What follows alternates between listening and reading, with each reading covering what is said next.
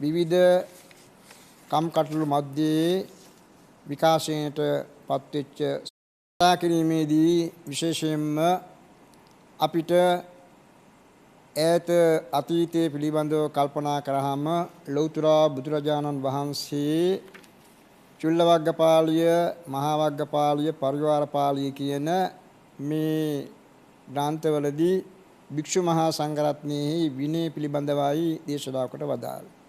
විනෝ නාම ශාසන සායු කියපු ආකාරයට අපේ මේ ශාසනයෙහි පැවැත්ම ඉදිරියට ගෙන යන්නට පුළුවන්කම තිබෙන්නේ භික්ෂුන් වහන්සේලාගේ හැඩගැස්ම තුල. ඒ නිසා අපේ අරියවංශ සද්ධම්ම යුක්තික පාර්ශ්වයෙහි විකාශනයට අවශ්‍ය කරන ආකාරයට අපේ නිකායේ ගෞරවාස්පද මහානායක දුරන්දර එගොඩමුල්ලේ අමරමෝලිත විදාන ගෞරවාස්පද නායක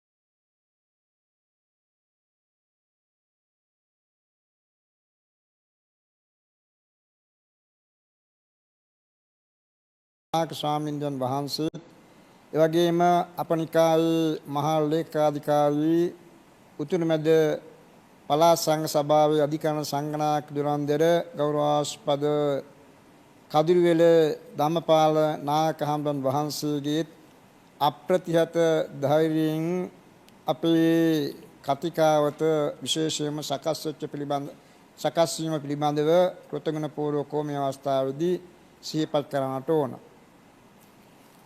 අපි දන්නවා භික්ෂුන් වහන්සේලාගේ විනය පැවැත්ම ඈත අතීතයේ ඉඳලාම කතිකාවත් වලින් තමයි ගෙන ගිහින් තිබෙන්නේ.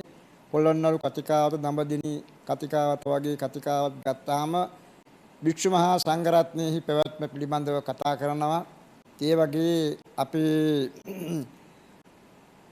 මේ අමරමෝලි කතිකාවත පිළිබඳව කල්පනා කරලා බැලුවාම අපේ නිකායෙහි ව්‍යුහය ගෞරවාස්පද මහානායක ස්වාමීන් වහන්සේ, අනුනායක ස්වාමීන් වහන්සේලා තුන්නම, එවැගේම මහෝපාද්‍ය මහානායක ස්වාමීන් වහන්සේ, මහාධිකරණ නායක ස්වාමීන් වහන්සේ, මහා ලේකාධිකාරී ස්වාමීන් වහන්සේ, නියෝජ්‍ය ලේකාධිකාරී ස්වාමීන් වහන්සේ, එවැගේම සහකාර ලේකම් ස්වාමීන් වහන්සේ, මූල ලේකම් ස්වාමීන් වහන්සේ කියන මේ ප්‍රධාන නිල තල සහිතව මේ නිකායෙහි ව්‍යුහය සකස් වෙලා තිබෙනවා. ඒ වගේම මේ නිකායෙහි පළාත් සංඝ සභා 9කින් ක්‍රියාත්මක වෙනවා.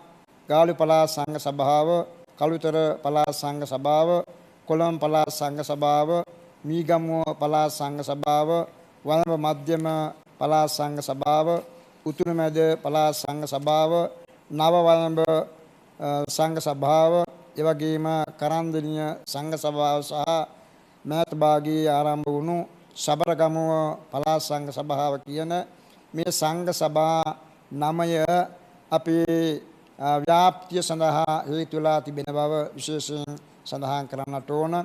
එතකොට මේ කතිකාවත අනුව අපේ සංඝ සභාවෙහි මහා කාරක සංඝ සභාවෙන් තමයි සියලු පාලන කටයුතු විධිවිධාන නීති අනුව අරගෙන පිළිපදින්නේ.